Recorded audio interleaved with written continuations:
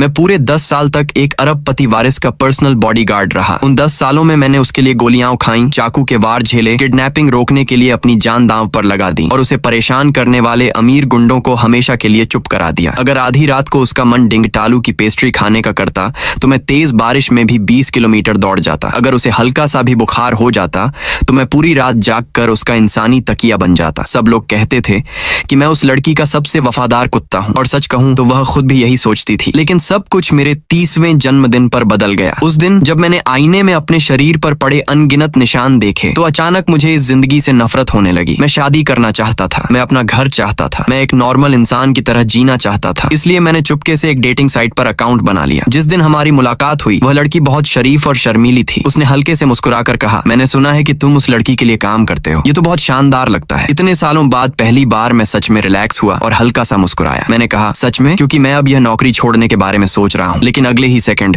Restaurant का कांच का दरवाजा जोर से लात मारकर खोला गया। एक ठंडी और गुस्से से भरी आवाज गूंजी, किसने कहा कि तुम नौकरी छोड़ सकते हो? किसने कहा कि तुम डेट पर जा सकते हो? मैंने तुम्हें पूरे 10 साल तक अपने पास रखा है। तुम्हारी हिम्मत कैसे हुई मुझे छोड़कर किसी और के पास जाने की? मेरा नाम जैक है और मैं मिस लूसी का पर्सनल बॉडीगार्ड हूँ। आज मेरा 30वां जन्मदिन है और कुछ देर पहले ही मैंने 2 नशे में धुत अमीर लड़कों को सबक सिखाया है जिन्होंने मिस लूसी को परेशान करने की कोशिश की थी। तभी मेरे फोन पर एक मैसेज आया, जैक, मिस लूसी ने कहा कि तुमने आज रात बहुत मेहनत की, तुम्हारा बोनस भेज दिया गया है, चेक करना मत भूलना। मैंने स्क्रीन पर 0 की लंबी लाइन को देखा, लेकिन पता नहीं क्यों अचानक उन पैसों का कोई मतलब ही नहीं लगा। तभी मेरा फोन फिर से बज उठा। इस बार खुद मिस लूसी कॉल कर रही थी। उन्होंने चिढ़कर पूछा, जैक, तुमने उन दोनों बेवकूफों को ठीक किया या नहीं? उन्होंने मेरी नींद खराब कर दी। फिर बिना रुके बोली, आज दोपहर तुम मेरे साथ बुल्गारी लॉन्च इवेंट में चल रहे हो। मैं कुछ सेकंड तक चुप रहा, फिर धीरे से बोला, मिस लूसी, आज मेरा जन्मदिन है, क्या मैं आधे दिन की छुट्टी ले सकता हूँ? मैं अपने माता पिता की कब्र पर जाना चाहता हूँ। दूसरी तरफ कुछ सेकंड की खामोशी रही। फिर उसने ठंडी आवाज में कहा, जैक, क्या तुम सच में सीरियस हो? तुम्हारे माता पिता को मरे हुए कई साल हो चुके हैं। उनकी कब्रों पर अब तक शायद 10 फीट घास उग चुकी होगी। वहाँ देखने के लिए बचा ही क्या है? इतना कहकर उसने बिना एक पल सोचे फोन काट दिया। मैं कुछ देर तक फोन हाथ में पकड़े खड़ा रहा, फिर धीरे धीरे उसे नीचे कर दिया। आईने में दिख रहा आदमी 30 साल का था और उसकी दाहिनी आंख के कोने से कनपट्टी तक एक डरावना निशान फैला हुआ था। ये निशान मुझे 3 साल पहले मिला था